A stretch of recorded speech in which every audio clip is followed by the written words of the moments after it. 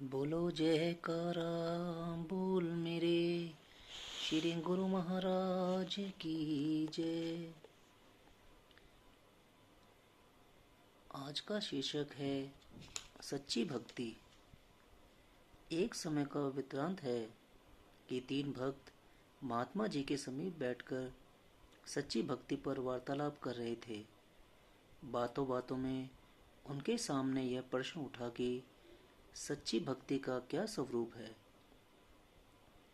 उनमें से एक भक्त बोला, मैं उसकी भक्ति सच्ची मानता हूँ जो कष्ट के समय शब्द से काम ले, बेचैन न होवे। तब महात्मा जी बोले, इसके अंदर भी सूक्ष्म रूप से अहंकार की बू पैदा हो सकती है। अहंकार आया तो भक्ति गई, क्योंकि अहंकार एक ऐसा चोर है जो सूक्ष्म रूप से अंदर ही अंदर चोरी करता हुआ भक्ति के धन को लूट ले जाता है और जीव को पता भी नहीं चलता।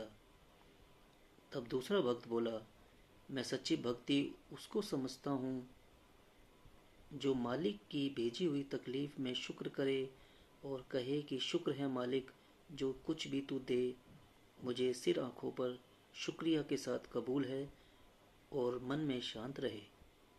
तब महात्मा जी ने कहा, कुछ इससे भी बढ़कर कहो। तब तीसरा भक्त बोला, मैं उसकी भक्ति सच्ची मानता हूँ जिसको मालिक के भेजे हुए कष्ट में भी रस आए और चित्त में प्रसन्नता हो।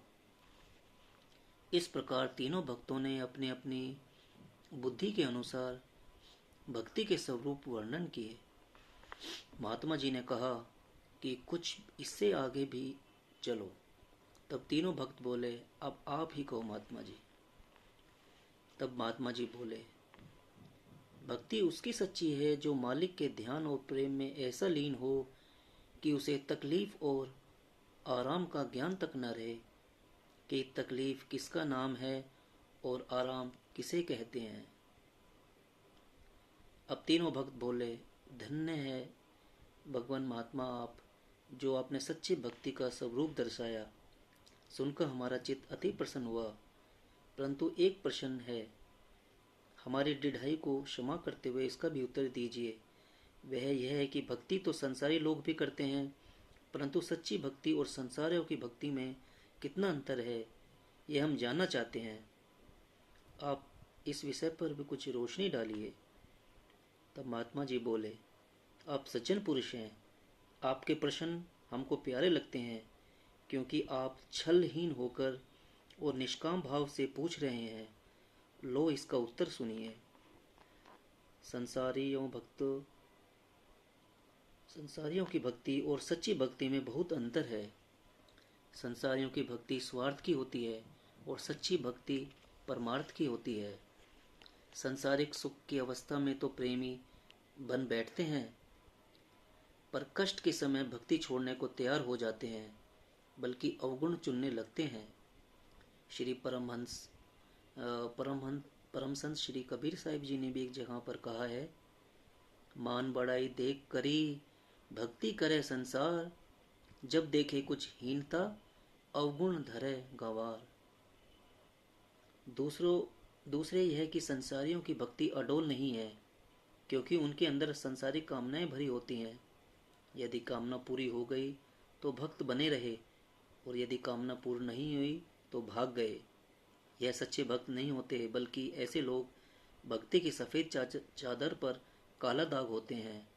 यह अपने स्वार्थ की पूर्ति के लिए अनेक मन्नतें मांगते रहते हैं और अपने देवता पर विश्वास इतना भी नहीं कि अपनी मन्नत को अपने देवता के सामने पहले ही प्रकट कर दें, पहले ही भेंट कर दें, क्योंकि संभव है कि देव महाराज अपने पहले भेंट लेकर पीछे उनका काम करें या ना करें, इसलिए वह पहले काम करवाते हैं और पीछे भेंट देते हैं। इनको सच्चे भक्त नहीं कहना चाहिए। सच्ची भक्ति तो कुर्बानी मांगती है। जिनका नाम भक्त है वे अपने इष्ट देव के साथ लेखे नहीं गिनते। वह सेवा करना सीखे हैं, मांगना कुछ नहीं सीखे। जैसे पतंगा क्षमा के ऊपर जलने के लिए जाता है, कुछ मांग ले के नहीं, ऐसे ही सच्चे भक्त भी अपना आप न्यौछावर करने के लिए भगवान के निकट जाते हैं, और तो और वह मुक्ति तक भी नहीं मांगते। ऊपर वर्णन हुए प्रसंग में दर्रेवार भक्ति की 4 सीढ़ियां या मंजिलें बतलाई गई हैं। हर सज्जन अपने अंदर झांक कर देख सकता है कि उन उसने इन चारों में से कौन सी मंजिल तय की है। भक्ति का स्वरूप ए फकीर ने इस प्रकार वर्णन किया है। वो कहते हैं, बिना अपने आप को फना किए, मतलब बिना अपने आप को मिटाए, मालिक का दीदार होना संभव नहीं है। यदि तू मालिक का खरीदार बनना चाहता है तो पहले अपने आप को उसके सामने बेच दे, अर्थात मालिक का बखरीद हो जा, फिर काम बना बनाया है। महापुरुषों ने सच्ची भक्ति की कुछ और भी चिन्ह बतलाए हैं। वे फरमाते हैं, सत्संगी जब परस्पर एक दूसरे से मिले तो उनको भक्ति की ही चर्चा करनी चाहिए, क्योंकि ऐसा करने से मन पवित्र होता है। किंतु विपरीत इसके सत्संगी जीव परस्पर मिलकर अगर संसारी मोह ममता की चर्चा में मन लगाते हैं तो इससे मन पर मैल चढ़ेगी, और मैले मन पर भक्ति का रंग नहीं चढ़ता। इसलिए यह कहा भी गया है कि आपके हाथ में इसलिए यह कहा भी गया है कि वंड खाना बंदगी, अकेले खाना शर्मिंदगी।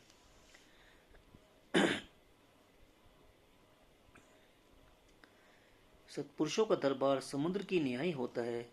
जैसे बादल समुद्र से जल लेकर संसार में वर्षा करते हैं, ऐसे ही महात्मा पुरुष भी गुरु दरबार से सत्संग के वचनों का प्रसाद लेकर संगतों में बांटते हैं।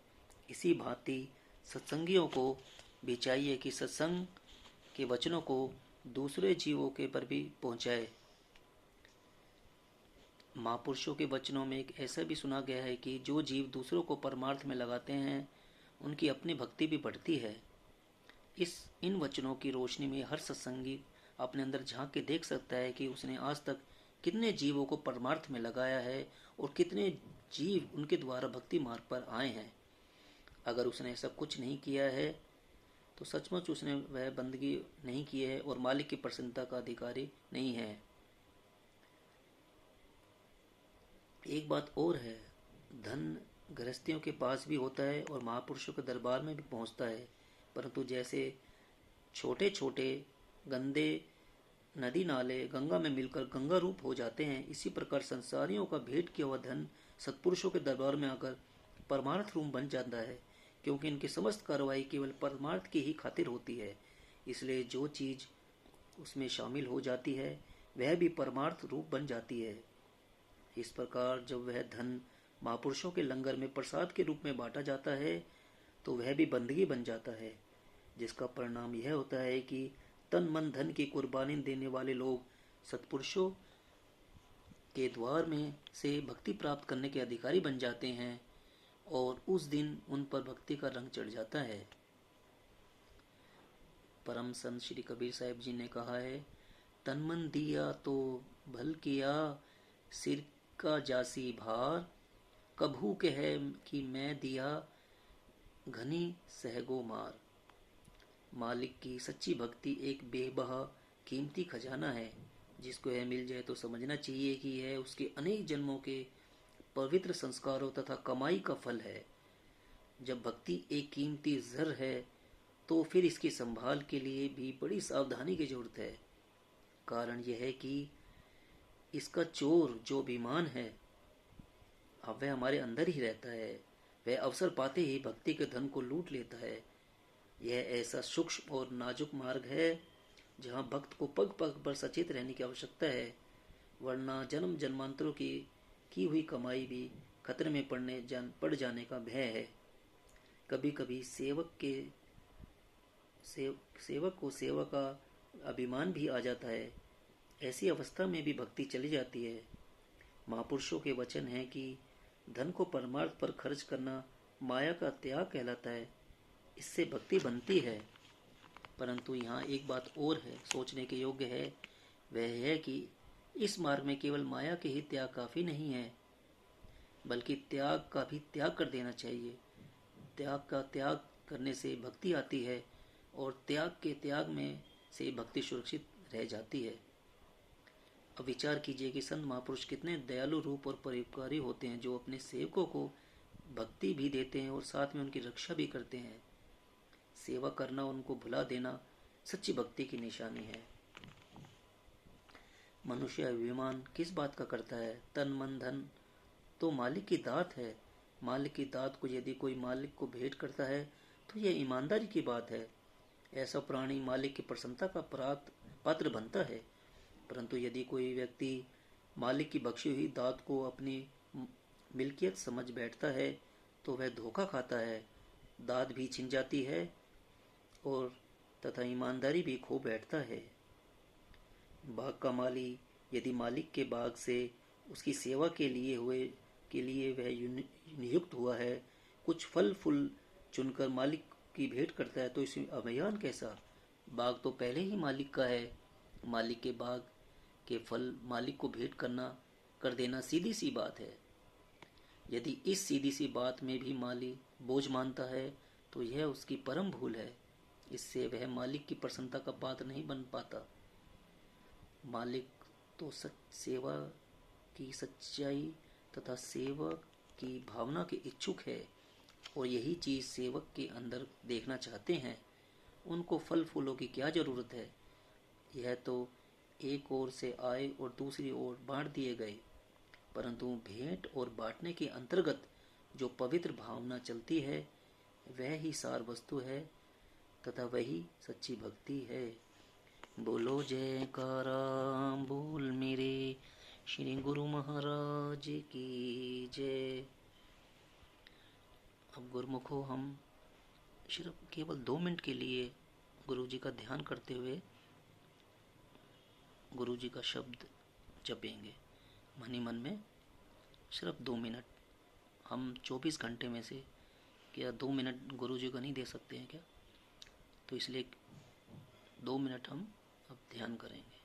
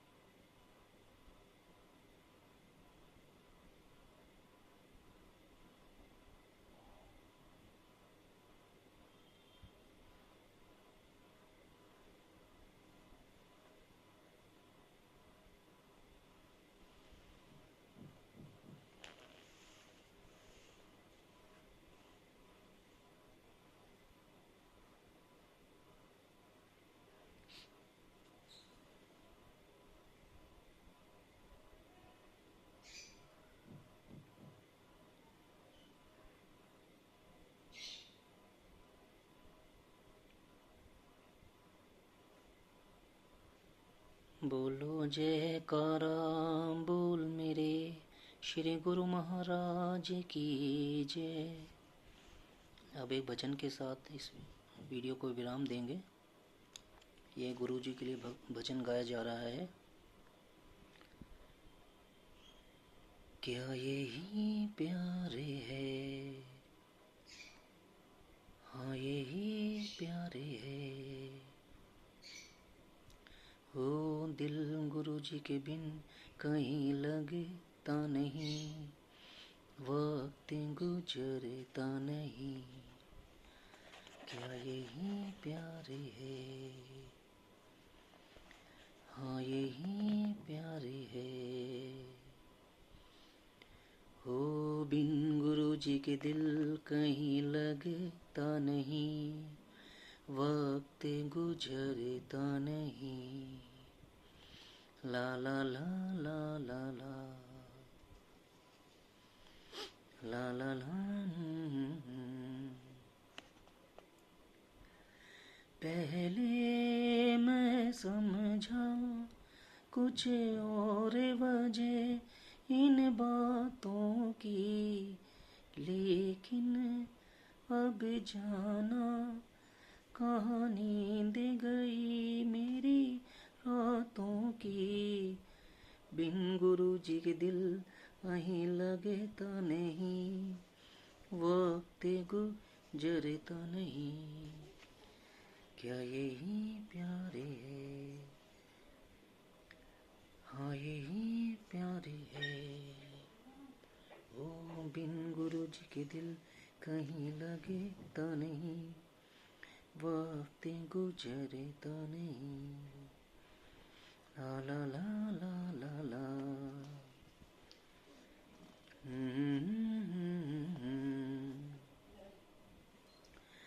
कैसे भूलूं मैं गुरु जी, याद बहुत ही आते हैं उनकी। भूल जाने से जीना मुश्किल हो जाता है। कुछ भी हो इस दिल पे कोई जोर तो चलता नहीं हो। बिन गुरु जी के दिल कहीं लगता नहीं, वक्त गुजरता नहीं। क्या यही प्यारे है? हाँ यही प्यारे है। ओ बिन गुरु जी के दिल कहीं लगता नहीं, वक्त गुजरता नहीं।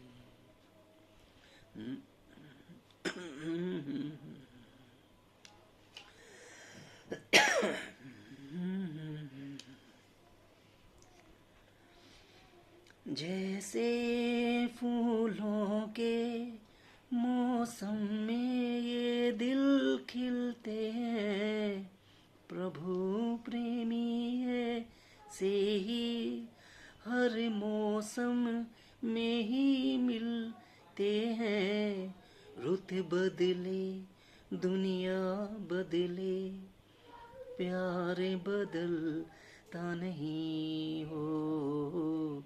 बिन गुरु जी के दिल कहीं लगता नहीं, वक्त गुजरता नहीं। क्या यही प्यारे है? हाँ यही प्यारे है। हो बिन गुरु जी के दिल कहीं लगता नहीं, वक्त गुजरता नहीं।